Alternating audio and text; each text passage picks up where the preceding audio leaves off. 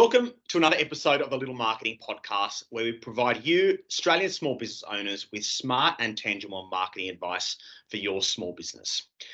So today we have a guest who is a stalwart within the construction industry within Australia. So when you look at all the skyscrapers in the city, generally on top of them, you'll see these big pieces of infrastructure or equipment. So these are called BMUs, or building maintenance units. And as part of that, there's a whole lot of equipment up there that's installed to help maintain those big buildings ongoing. So our guest today is Andrew Ferguson. He's the director of Karabiner. And this is exactly what his business has been doing for over 30 years here across Australia. Because of this rich history, Karabiner really positions itself as Australia's original height access company. Andrew's got so many stories to tell today and tips from everything that he's experienced as a small business owner for over 30 years. So I'm really looking forward to today's episode. So really, goal today is for Andrew to share a whole lot of information around the ups and downs of running a small business, so that business owners don't feel like they're alone. Then also any learnings that he's got and war stories from his experiences and what marketing looks like for Karabiner. So before we kick off, if you're a first-time listener on this podcast, a little bit about Little Marketing. So we're a marketing consultancy that's been going for over 15 years, providing marketing advice and plans for Australian small business owners. And you can imagine we've learned so much about business, about marketing, and about the small business owner mindset. And we know that it's more than just a business, but it's your livelihood. So based on all that experience, these podcasts are in line with the Little Marketing vision of helping business owners like you guys to achieve the best possible results for your organisation. So let's get into today's episode. Andrew, good morning. How are you? Yeah, good morning, Michael. I'm well, thank you. And yourself? Yeah, very well. I can't believe it's already almost the end of March. I don't know where the year's going by. Yeah, well, it's that's how it usually goes. January, February, March. No, Absolutely. It's going quick. It's going quick. It does fly by. Fun. I guess so. By way of introduction, tell everybody a little bit about Karabiner, what you do and who you do it for. Sure. So Karabiner, we started the company in 1991. Our business is we're construction centric, so we're a specialist subcontractor. Our activities are based around working at height, and that can vary from, as you described before, from what we call building maintenance units, BMUs, which is our high-end product, which is generally a large piece of mechanical equipment that sits on top of the roof of the building, and you'll see the fellows coming down the side of the building in the cradles doing window cleaning, replacement, facade maintenance, and so forth. And so that goes from that to something as simple as an anchor point. We've got rope access systems for abseiling buildings, height safety, lifelines, rails, walkways, stairs, hatches, anything that's related to working at height. Yeah, that's sure. one part. We call that our install systems business, and then we have another part of the business which is our remedial. So it's our rope access work. So we have a crew of rope access technicians that are generally a trade or trade-like skills, fitters, carpenters, roof plumbers, electricians, that can apply themselves to remedial tasks on buildings or structures. You know, it could be anything from an offshore rig to a bridge or a building or even a house, where there's a requirement to do some sort of maintenance, painting, concrete repair, window replacement, and so forth. And then we have How big's the team there, Andrew? I'm in a team of about 40, 45 people. Our main office is in Sydney. We've got an office and a team in Brisbane, and we've got not an office, but we've got a staff in Victoria as well. So we're sort of East Coast centric. But if the project's something that is entertaining, we've done plenty of jobs in Western Australia, predominantly in Perth. We're just finishing a job in Bunbury at the moment, actually. And we also have a couple of projects in Auckland, and one completed project in Auckland. So we'll go wherever the project's worthwhile. So how did you? I mean, when you, as my intro said, you look at a skyscraper, you see those big pieces of equipment on the top. It's such a I guess a niche offering. So how did you get into that business? Because it's so unique. Yeah, it's pretty unique. And back when I started, it was actually, yeah, I don't know, it was actually banned, but it was frowned upon by back then it was called Work Cover New South Wales. It's safe work now.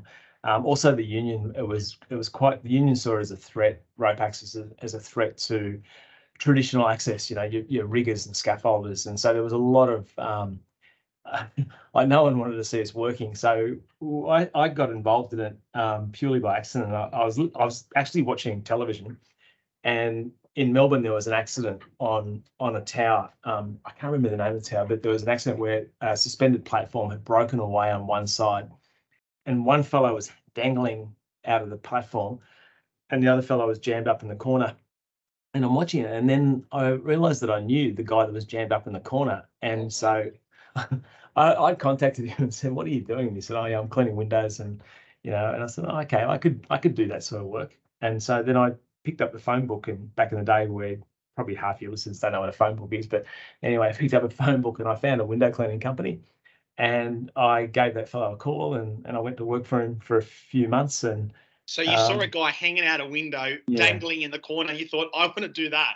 yeah, basically. I thought, why not? I mean, what else was I going to do? I'd spent some time in the military before that, so I sort of had a bit of knowledge working with ropes. I don't have a climbing background. It's a very different sort of skill set than what I had, but I had knowledge of very basic mountaineering and rope work. And so I thought I could do that sort of work. So I started a business not long. Worked a few months with this fellow, and he's a really nice guy, but he was a bit sort of forgetful, and so I thought I can't work with that. Still maintain a friendship with him years later, so because he's a really nice bloke, and I just basically had a bicycle, and I rode around the city. Yeah.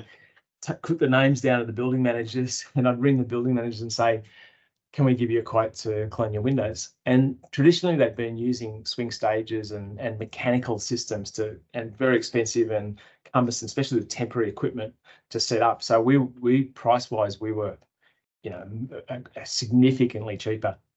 And back then there wasn't a lot of attention paid to safety, especially on existing buildings. So how were you going to do it that was different to what was being done then? Well, we would abseil the building. We would use rope Okay. access techniques. So we'd abseil the building, and we would, do the work. And so we were much faster. We could put more guys on like if you had a swing stage, you could only get 2 guys on it. We could put as many people on the building as we wanted. So we'd do it a lot faster, a lot less interaction with the tenants, a lot less interaction with public below, because you don't have a big bit of machinery hanging over the footpath. And so we were cost effective. That was the main thing, that we were a lot cheaper than traditional methods and a lot faster. And so we started the business doing just cleaning windows. And then we got to a point as the business was growing, our clients were asking us to do other tasks. And sure. so As it happens in small business, right? as it happens, yeah. Can you do it? And I'm a bit one of those guys that says yes. Sure, we'll do anything. Yeah, I'll work it out later. We'll work it out later. Yeah. or hospital pass the task to somebody else and make them do it. Yeah. But it got to a point where we actually got a job with Multiplex construction company, and it was a building they just built, but they had some render that was falling off, and so we were asked to go and do render repair. And the guys I sent were really, really, they had a climbing background. They were super fit. Looked fantastic on ropes. They were technically brilliant, but that's about it. They couldn't drive a nail into a piece of wood straight. They were hopeless. And so the render a few months later fell off. And the guy from Multiplex, he was one of the directors, and he got me down to the job, and he said, "Look, you got to change your business. You to do the remedial work, you need to have a proper skill sets. You need trade skills or people who know what they're doing if you're doing repair work." And so then we changed tack in the business, and we sort of moved right away from window cleaning, and we started moving into the repair work, and employing people who had, as I mentioned, as we have now, who have trade or trade-like skills that can actually, they can interpret plans, they can set out, they can measure, set out, they can install, they can they can do the trade-like task, and that's when the business really changed. So how did you go? How did you go from a guy riding on a bicycle to getting a job with Multiplex? How does that? Well, in between the bicycle, there was the yellow Peugeot 504.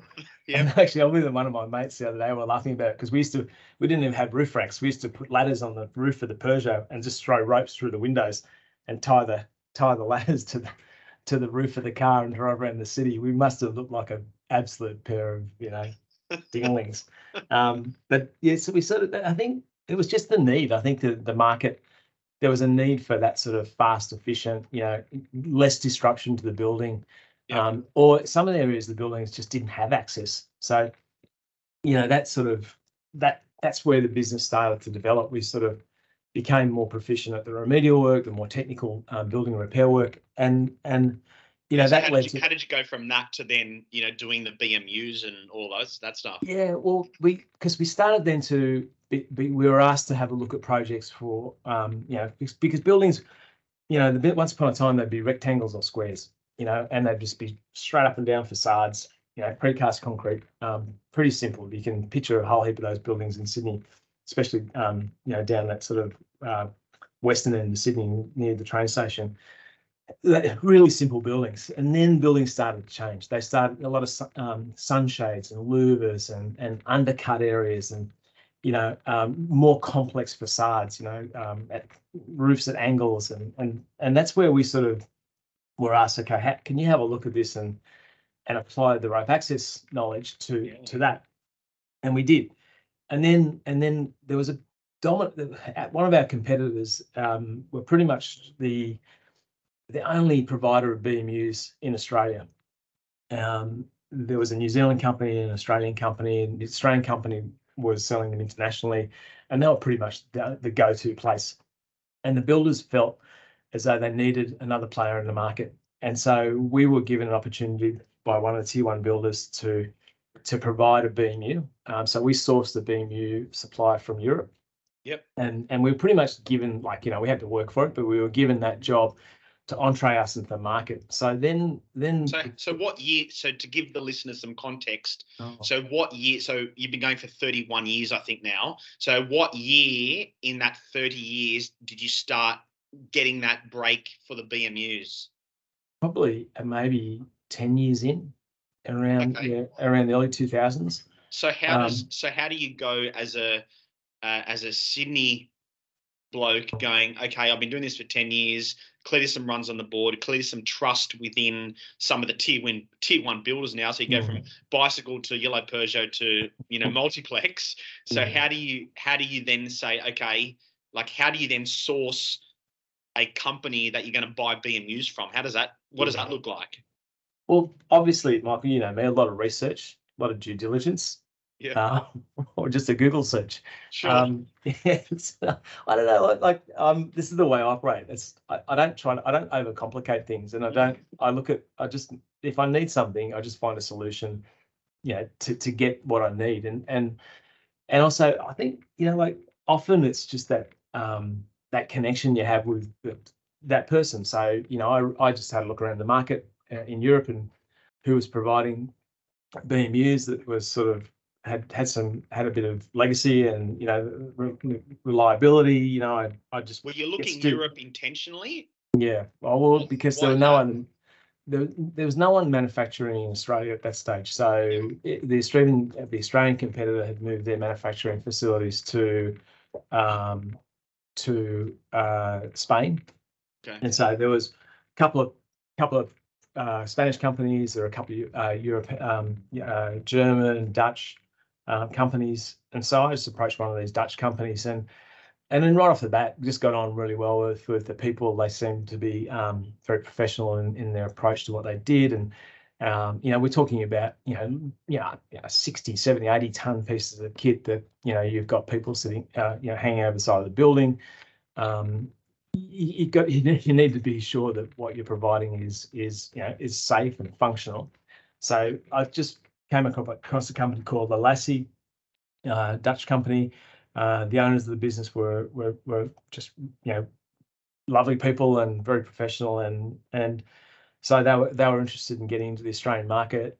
They saw it as being you know, I call it a sophisticated market because, you know, unlike some other, maybe let's say Middle Eastern markets or even Asian markets where it can be a little bit dicey. You know, they saw Australia as being, you know, regulated, a level of sophistication, a level of security around payments and so forth. Yeah, so that was it. And then, you know, unfortunately, that company got sold to a private equity, and within 12 months, the private equity guys had sucked all the cash out of it and went broke. So I had to find another one, and I found another one. So yeah, okay. So yeah. So 10 years in, you start doing the BMUs, and then how does the business? Well, the BMUs became part of like I call it the tip of the spear of our offer. So we can go in, unlike our competitors, we can go in and we can provide the BMU solution. We can provide the rope access, the height safety, because as I was saying before, buildings aren't built these days, you know, with one dimension. Like it's a BMU will do everything. You've got it's a whole toolbox full of tools. Okay, well, look, practically that area there, to make a mechanical system work, you know, we're going to spend millions of dollars, and it's just not practical to do that. So we'll introduce a bit of rope access there, or a bit of height safety, or we'll eliminate the requirement for access. So we look at it like we do, like when we look at projects these days, we do a maintenance access strategy, because you've got to get all the stakeholders involved. So it's not just the builder; it's the owner of the project. You know, what are they selling the project, or it's going into a portfolio? Often they have different requirements. You know, if it's a developer seller, you know, they're just looking to spend as little money as possible and then on sell the project. So you're looking at the building in a, I don't like this word, but holistic approach in terms of how is the owner, the developer, whoever, going to be able to clean and manage this building and maintain this building ongoing throughout whichever way they can do it, and we're gonna satisfy all those requirements. That's the goal, but it's hard to achieve because everyone's got competing priorities. You know, so you know, commercial construction. You know, I think one of the biggest problems we've got in commercial construction is a design and construct contract, and so you know, we look at all the building defects with some of the tier threes or lesser sort of quality builders. It's because they're trying to reduce everything. So they've got this thing they need to make, and that would take X amount of resources, and they just to make money, they've just got to squeeze everything out. So, you know, a slab thickness that should be 250 mil, they might get it down to 100 mil because they've engineered the hell out of it. Yep. But, you know, what's the survivability of that?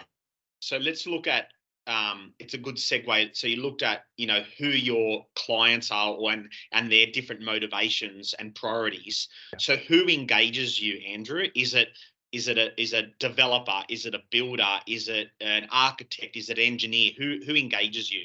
We get engaged by the builder, and then we're part of that team then, which is involved. You know, the builder, or the engineers, the architect, designer. Everyone sort of gets involved to you know, come up with what's this going to look like in the end. So, and that's where you're competing. Like, you know, you especially like architects, their mission is to deliver, a functional, you know, beautiful project. And it's working with really good architects is so much fun because, you know, like I've barely got an education, and I'm sitting with these people who are, you know, build buildings all over the world, and they're just just got so much fun to be with them because they've got so much knowledge and so much passion for what they do. But then my conflicts with them, obviously, that they just want, you know, they want us to put a pair of rocket boots on, and they don't want anything on the building. Yeah. You know, so, and I often do a job, and you know, the pressures from the architect are so great that, you know, that access is not considered properly, and then 2 years down the track, you've got this, you know, not fit for purpose issue, or the property owner or managers are trying to fix something on the building, replace a piece of glass or clean something, and they just can't do it. Yeah. And so you're engaged by the builder, and then you're working as part of the team to negotiate and figure out how it's going to work best for the builder. So who are some of your clients here in Australia? Okay, so we generally play only with your tier one builders, so that companies like Lend Lease and Multiplex, Basic Wattpack, Hutchison Builders, Richard Crooks are doing a fair bit with them. Yeah, Build Corp. They're the sort of builders we like to build with because they have they're generally doing more sophisticated projects. We got a bit of a. We used to sort of tender a lot of work. We still tender a lot, but we would just be tendering work and not chasing work, and we'd be tendering work for builders who never give us work anyway. And so, not that that upsets me, but it was just a waste of resources. So we just made a really simple formula about who we work for and what type of projects we'll target. And so we just say, okay, look, we're targeting tier 1 builders and the quality tier 2 builders. Yeah. We're targeting projects in where we play. So geographically, is it in Brisbane, Sydney, Melbourne, Auckland, maybe Perth? So the capital cities basically. Yep. You know, we do some regional jobs, but then we look at, okay, the value of the project. Okay, so we say, okay, is the project, we generally want to look at projects 100, like in total value, 100 million plus, because, you know, then you've got a project where they are going to be like looking carefully at all aspects of the project. And when it comes to our package, you know, they will be paying, you know, the proper attention to it and putting resources into it. Sure. So yeah, no, I was going to say, I think it's easy. And, you know, in doing it for 31 years, you can have, you have the confidence to be able to say, you know what, we are going to really focus in on who we want, the value of the job and where they are. And I think that's great. I think if you're a startup business, and you would know this riding around on a bicycle, that you will just take everything from anybody, right? And it's about having, and, you know, maybe right at the beginning you'll do that. But I think as soon as a business, I think as soon as you can start to narrow in and focus on what you're good at and who you can best do it for and the value it's going to provide to your clients and customers and to your business, I think the sooner you can do that, the better. Would you agree with that?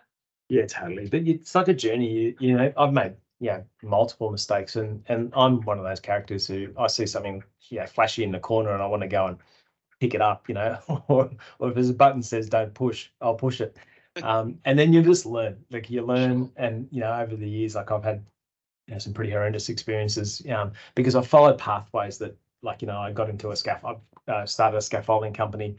It really didn't marry, and you know, didn't marry with our business, and I started a couple of other businesses that were sort of just sideline things, and they weren't our bread and butter. They didn't marry with what we really did, you know. And I wasted, you know, I should have just gone and bought a boat, really.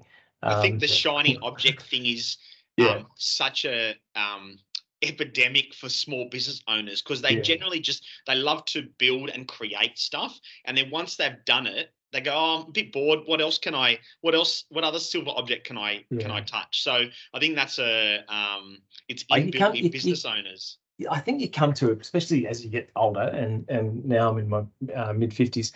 You just come to a certain point where you go, look, you know, I just don't run down those rabbit holes anymore. We just stick to what we do, and try to do that as well as we can.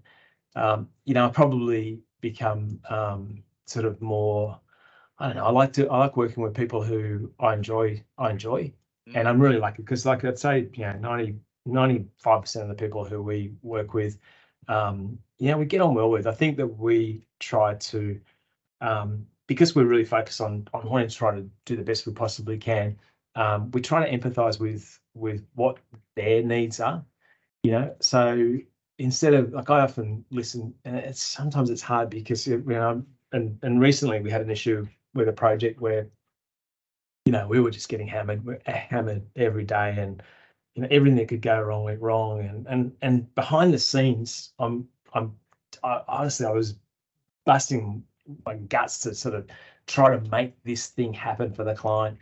But from the very top of this organization, it was sort of viewed that I wasn't doing enough, and it gutted me because it just meant so much to me that I don't want people to have that perception of me. Like, I take everything. I go home. I was up at 3 a.m. this morning thinking about a project, and I was messaging a guy who was making some product for me in Europe, because I just want, because it's coming late, and I know, and the client's not upset, and it's killing me. I hate it when people you know, don't, like, they just don't, they miss the I don't know, the detail of what we're doing, because they're and I know they're consumed in their own problems and their own thing, and on this blip on the radar, and because it's not happening, and they're not getting the full picture either. It's just not happening.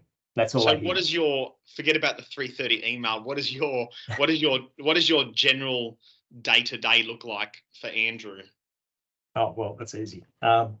So I get up early. I go to the same cafe every morning. I have breakfast. It's sort of like which cafe do you go to? Can I? a little Panavoy, a little one here in Banks Meadow. Really, Tree and his crew there. Really nice bunch of guys and gals, and I pretty much have one or two things every day. Yeah. It's sort of my starting process. Yeah. That half an hour, I read the paper, catch up on news. I'm just love reading stuff about Donald Trump. Yeah. Because it's just constant entertainment.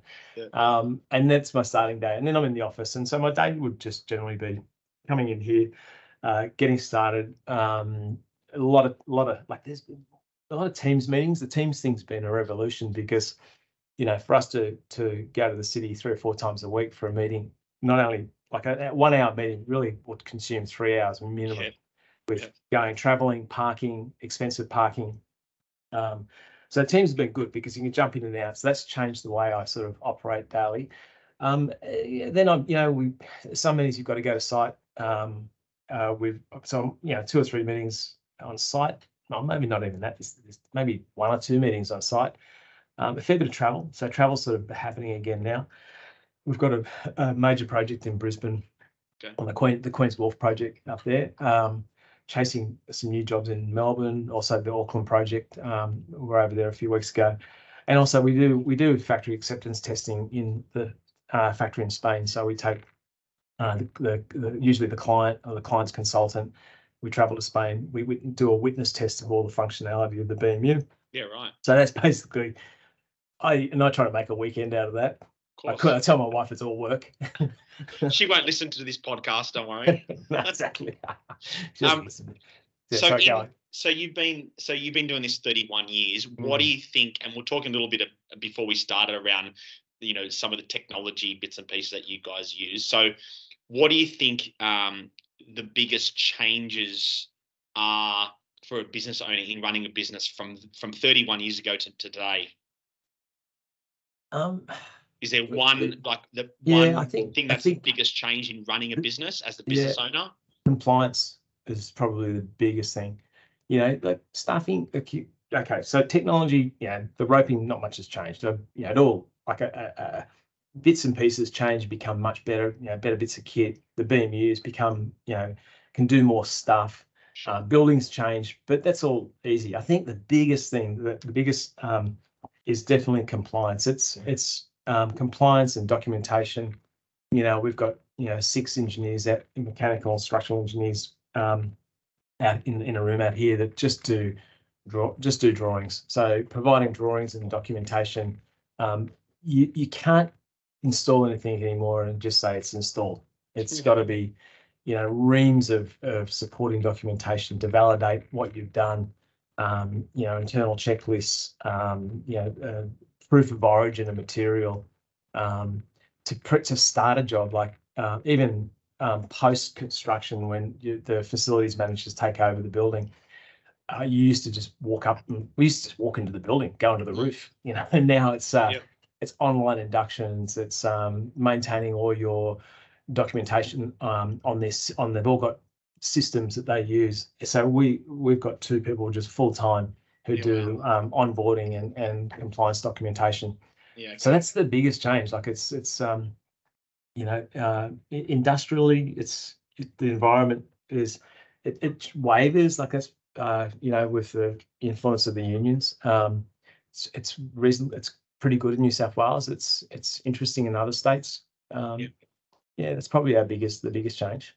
If we talk about lots of negative talk out there. I heard Credit Suisse is might be going under and whatever else.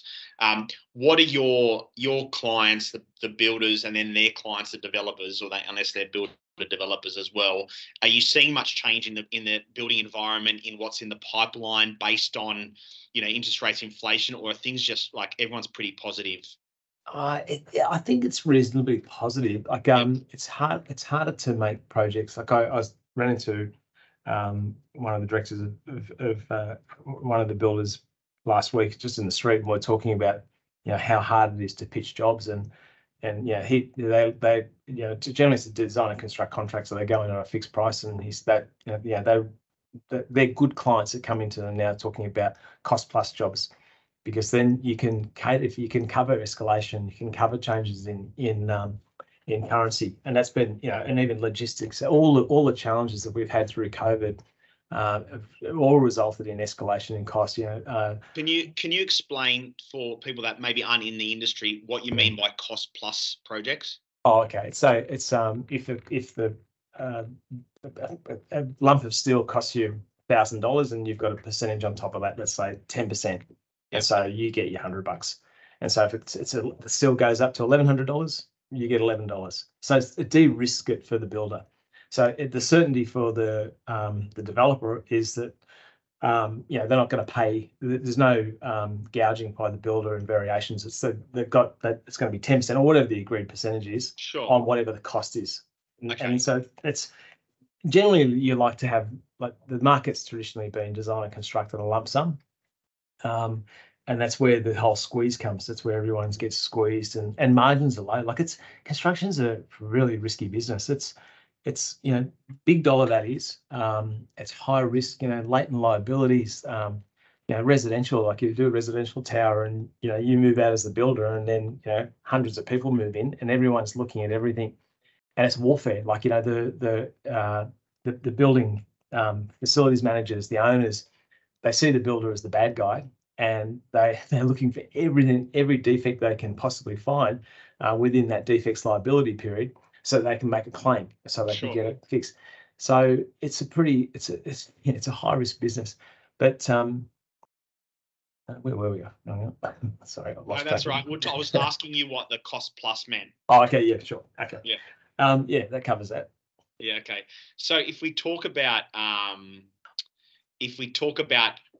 business pain points, we spoke about the compliance and that being the biggest change. Are there what sticks out for you as a big business pain point for Karabiner, or for maybe your industry? Probably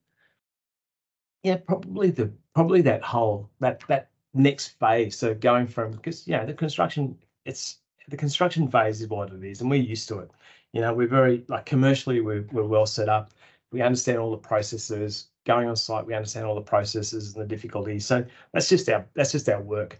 The difficulty comes when the building, as I was saying before, gets handed over to the building owner, and it's just warfare. Like, they definitely see the subcontractor. If you're coming along attached to the builder, you're part of the enemy. Sure. And then what's happening a lot now is the end user, the end owner, or the FM guys, whatever, they bring in their team of consultants, and they got to justify their existence. So they always find problems. So this analogy. So we might sell a BMU, and because there's a specification, a list of functionality requirements and performance requirements. We meet all that. The builder has a consultant who reviews all that, and then when that's all approved, we install it, bang, hand it over. But then the other side brings in their consultant, and they go, well, oh, why doesn't this BMU have one of these? Well, it doesn't need one of those, but it's like, you buy a car without a sunroof, and then someone's saying, well, where's my sunroof? Well, you didn't order a sunroof. And then you're at war. But because it's a high risk bit of kit, and often the FM guys don't really understand it. And as soon as someone says, oh, why doesn't it have one of these? They get really panicky and really concerned, like, oh my God, we need one. And then they are into the builder, and then they're holding bonds and retentions on the builder, and then the builder just wants their money back, and so they go, why don't you give us a sunroof? Well, you didn't ask for a sunroof. And then we have these, I swear to God, these things go on for years, and I can foresee them coming. Like, I'm talking to some people later today, and there's a problem with the fit for purpose issue. And I've just said, no, I guarantee we'll build this the way you want, and then in a year's time, after we build it, someone will be banging on about how this is not fit for purpose. So why don't we just alleviate that issue now? That's probably one of the big things I'm doing now, is I'm trying to. It's not about making more money. It's not about. It's how about we just you will spend a little bit more money, but you won't have all this noise. Do it right the first time. Yeah. So in terms of, so you spoke a little bit pain points in terms of, just that's the industry and the team and so many people and that you're negotiating, talking and discussing, trying to get the right outcome for the client. You said you've got a team of 40 plus. Now that's a pretty big team for a small business. So you seem like a pretty relaxed type of individual. So can you describe maybe you can't describe it. Can you describe your leadership style? Like, how do you work with 45 different personalities? What's your trick? How do they work with me? Yeah, that's could be true as well. That's a bigger question. Yeah. I don't think I have a trick. I don't know. I try to be as fair as possible without favour. Like, I think like over the years, I've spoken to so many other people in business, and they've had issues with letting people go, or they've got a person who's not performing, and they've gone through, or people who've done horrendous things, and everyone's like so scared of just having that conversation with the person. It's not working, and because I'm going to get sued, or I'm going to get taken to the court or whatever.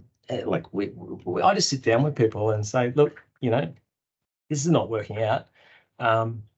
You're done here, and heads spin. Like I've been at dinner parties and I've said that, and corporate people are going, my God, how do you do that? I think if you're just honest with the people, we all, even when you make a mistake and internally, okay, I've not done something the way I should have done, and I'm responsible. Generally, people are sensible. So I don't know. I just treat people as fairly as I possibly can. I think maybe when I was starting the business, I probably had a bit more, there's more ego and arrogance and youth involved, especially doing the type of work we're doing and the background I had before I started. So I probably was a bit of a arsehole, I had a guy who actually came back to work for me, and he went to work for a competitor, and about a couple of years later, he came back and he said, well, you weren't the biggest arsehole to work for.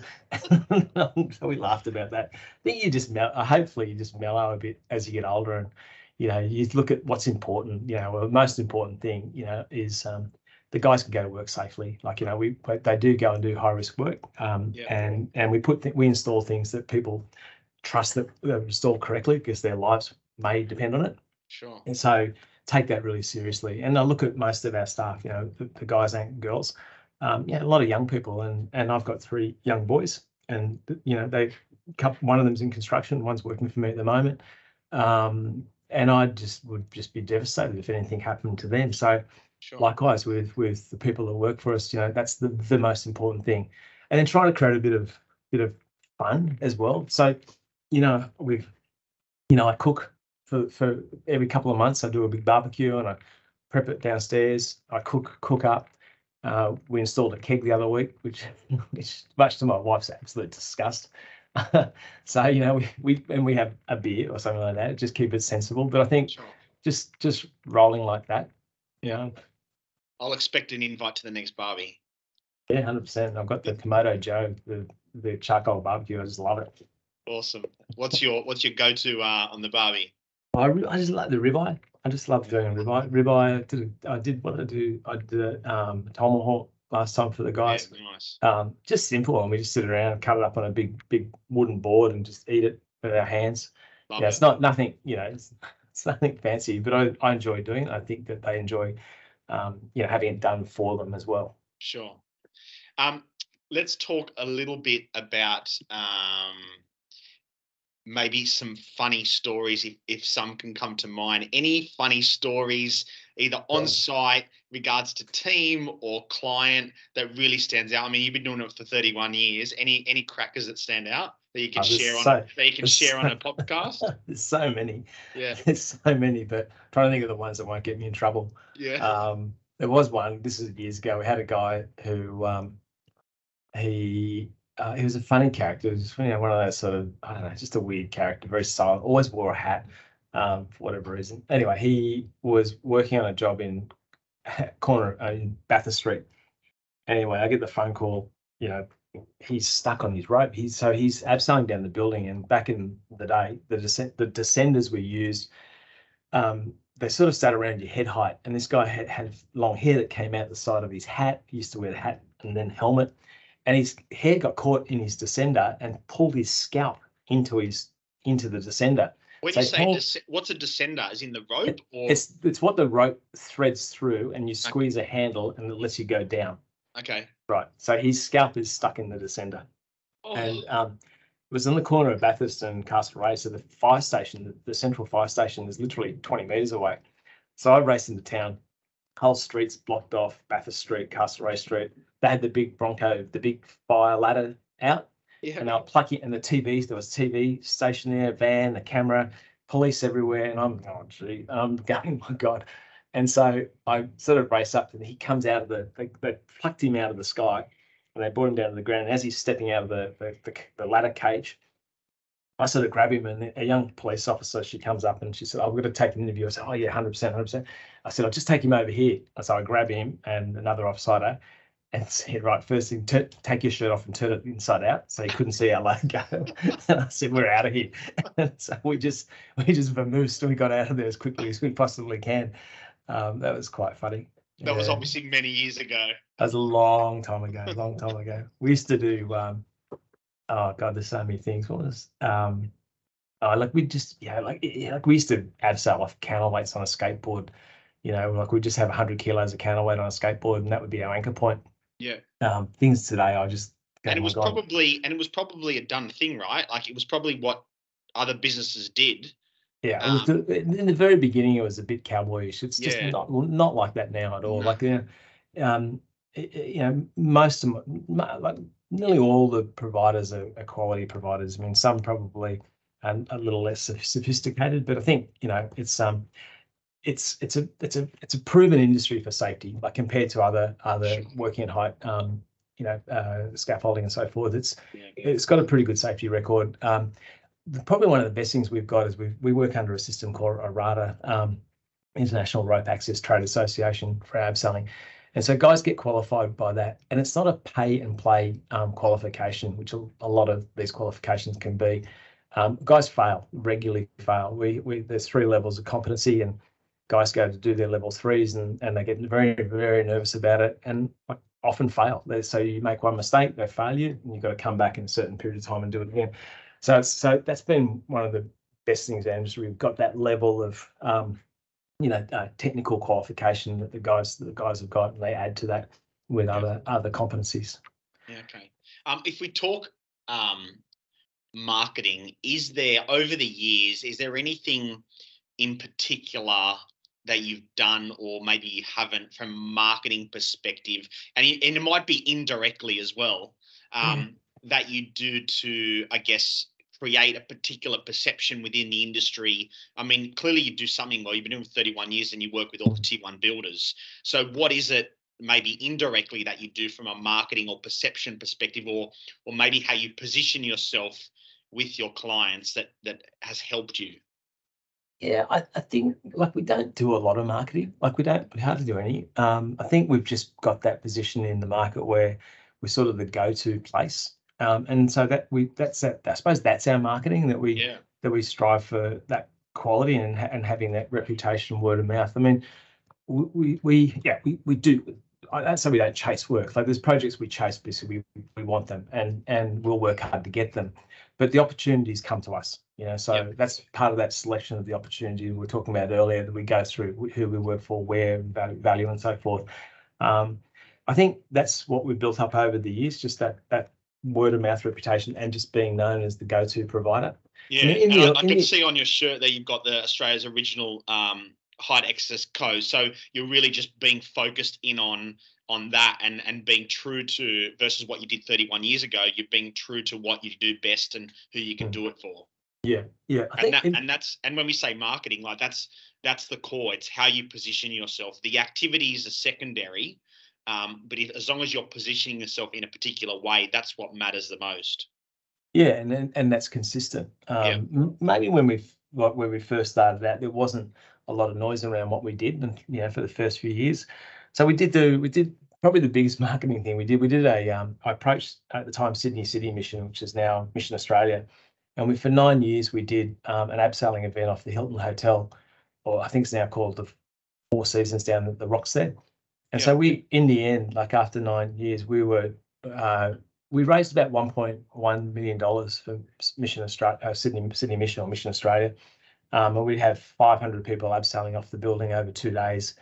We built a thing called a leap of faith, which was like you jumped out and hit a bell and you'd fall down the building. We would ski down the building. We would kite down the building. We jumped with our dog off the building. That's so cool. we borrowed. I rang the RSPCA and said, we want to abseil off this building with my dog. And they've gone, because we wanted the harness that they use when they get out of the helicopters. Yeah. And I said, listen, we'll lend you the harness, but turn it inside out so they can't see the RSPCA. So they borrow. They don't really know. They borrow. And so but the problem was my dog was a staffy, not a big German Shepherd or whatever. So he didn't quite fit the harness. So we had to do a bit of a bit of extra work to get him in there. But we jumped off the building with him and had a great time. So we did stuff like that. Okay. And then we only stopped that because the hotel just new management in the hotel, and they couldn't quite cope with the potential risks and so forth. But they were great events, good fun. Yeah. Okay. And now it's like, we're currently redoing our website. We're doing a little bit of marketing on social media, but not a lot. Yeah. Okay. You obviously are in circles with other business owners within your industry and others, for sure. Dinner parties and whatever you were talking about earlier. Do you see a characteristic of successful business owners? Is there one characteristic that you see that's common? I think it's funny if you guys I've been riding dirt bikes recently, and a few of the older guys that I'm riding with that have just sold their businesses or at that pointier end, we all have something in common, that we're all, there's a certain amount of adventureness to the personality, like a certain amount of not looking for solutions, not looking for problems. Like, you don't see the problem, you just say, okay, well, how do I find a solution to this? How do I make this work? And that's also like I think before we started this podcast, we were talking about it's our livelihood. Like it's this pays the mortgage, it pays the school fees, it pays everything for your family. So it's not just a job; it's your life. So and that obligation that you have to your family, even your friends. So that's that. There's no giving up. I had a really tough time in 2008, 2009 with the financial crisis, and I remember we were moving back from Perth, and I got into a cab, and I got talking to this cab driver who had a horrendous experience in business, and he was I can't remember, he was a technical guy, like a rocket scientist, not a rocket scientist, but a very smart guy, but he'd given up, and that's the thing. You just I could just tell we got talking about what happened to him, and he just gave up and drove cabs, and I've been at that point where I had the choice. I could just give up, or what do I do? I got to turn this around and make this work, and do things differently. And I did. And I think that's one of the core attributes that people have that run their own businesses for longevity and successfully, is just don't give up. Just don't give up. Just keep going. You have to. Love it. That's so cool. Is there a person or people in your life or that you've come across that you would thank for the success of 31 years in business, the ups and the downs? Only because she's not going to listen to this podcast. It would be my wife, for sure. I think a couple of people, actually, a couple of really dear people. My close friends that been supportive when I did have that really rough time. That was really important. But also, and one of the guys who's been with me for over 20 years, Subject, he's just this level guy who's very different to me, but he's such a great person to get advice from and just to rely on wholly. So we've got a great relationship. But my wife, I think I'm lucky. I married a country girl who she doesn't need a Louis Vuitton handbag. She's the spreadsheet girl. I've never done a spreadsheet in my life. So she's kept me level, and she's always been supportive. And being married for 23 years this week. I don't know, happy anniversary. Yeah, thanks. I don't know, it just works. We just work together, and definitely. Like if I hadn't had that sort of support from her, things could have been a lot different for me. I think as a business owner, you need to surround yourself with positive people, but you need to also have that support network. Because I think, as much as business owners think they're invincible, there are times where it's a bit dark, and they need that support. You spoke a little bit about, and we don't have to go into it, but you spoke a little bit around the hard times, GFC time. Do you want to just maybe give a 30-second snapshot, if you feel comfortable, to talk about what that was and what made you just go, you know what, bugger this, I'm going to push through? Look, the problem we had, we got caught out with the foreign exchange. So we were importing machines at around about what the Aussie to the euro is now, and then within a week it collapsed to around 40 cents from 60 cents, and we had all these losses on millions of dollars worth of equipment, which we just couldn't get ourselves out of. So there was a recovery. I just had to reinvent the business and make it work again. And it was pretty tough. Like, it was really tough, and I had to answer to a lot of people, and I had to reset how I ran my business, because I love selling. I love passionate about what I do. I really enjoy it, and I love talking to people about what we do, and that sales side. I just love it. But I measured myself on selling as being a success, and not the profitability of the sale. Is that realistic? Can we achieve that? So I was selling a job to pay for the last job, and that's how the business was run. And we were racking up losses on jobs, and then I'd go and sell the next job to cover the losses, and then all of a sudden the job stopped, plus the currency went, and it's like hell. We collapsed. Sure. So then I just rejigged, and then all my KPIs went out the window. My only KPI for maybe 4 or 5 years was the bank balance. More cash going into the account than going out of the account is the only KPI I needed to know, and then I knew we were okay. So it was like, it was trench warfare. Like, my mission was to, like, I love selling still, but you got to sell the projects that are going to, like, are going to, work for you, financially and also reputational wise. And do you feel like that's the transition into what we were speaking about earlier, in terms of the type of client, the type of project, like really narrowing in on that? Yeah, and that's pretty simple, isn't it? Like, that's 100%. So that's what we did. That's where that came from. It's like, okay, well, we can't be everything for everybody. Yeah. We need to be, okay, this is what we do and do well. This is what we know, this makes us money. So it's not being rude. Like, I turn jobs away all the time. I turn clients away. I often, sometimes I'm, because I can't say no, I just say, look, if you're after a 10-minute tender, I can give you that in 10 minutes, and you can go to the market. But I'm happy to do that for you. But I'm not interested in chasing jobs for builders and have never given me any work, and that's fine. And I'm happy for the people who get their work. We just don't want it. Yeah. So okay. yeah. So you obviously spoke about the KPI being cash in, more cash in and more cash out, keeping it really simple and focusing in on what's going to make you profitable. So that's probably something that you learned and that you did differently. And you spoke a little bit about that low moment, GFC. Was there a high moment? What's the high moment that stands out in your mind in the last 31 years? There's been a heap of them. But probably one of the best was when, because what happened with my business, it ended up getting taken over in 2009 by a private equity that were looking at buying the business prior, and then the GFC hit, and so they were not in an acquisition mode. And I went back to them, and they've just gone, look, there's no way we can do this deal. But I just was persistent, and so I just got them to do the deal. So we did a deal. We ended up a minority shareholder of the business, and it took me about, and then the management of that private equity changed.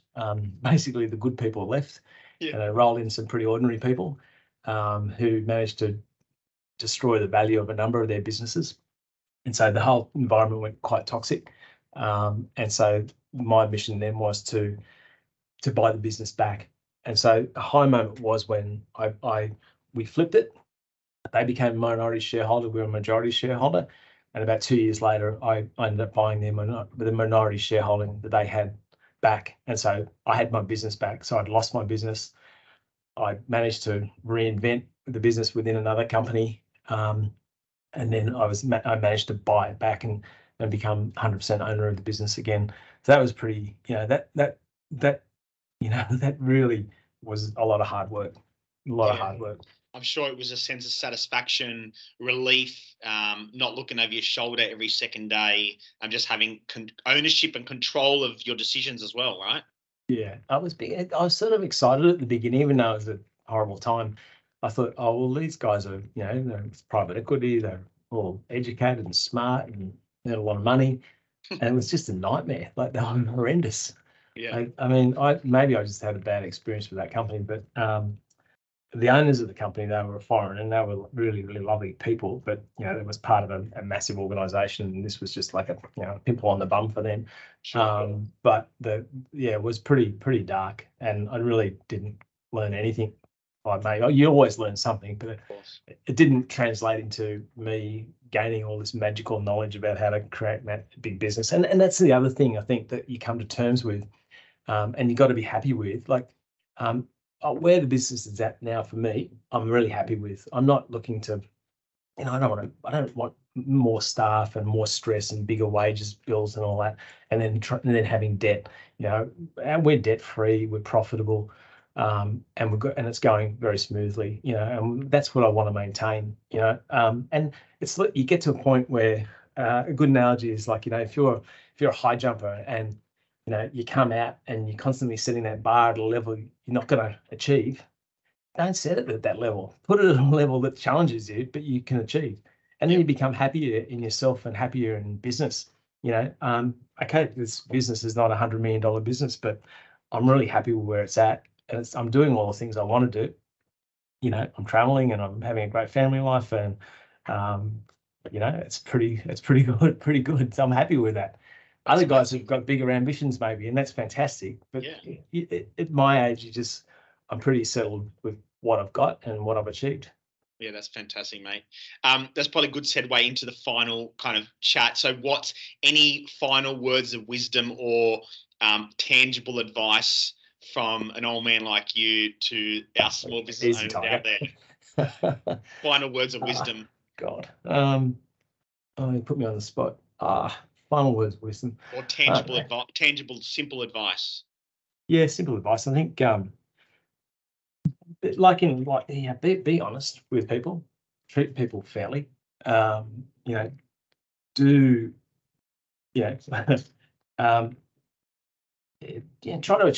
achieve like something different, something perfect.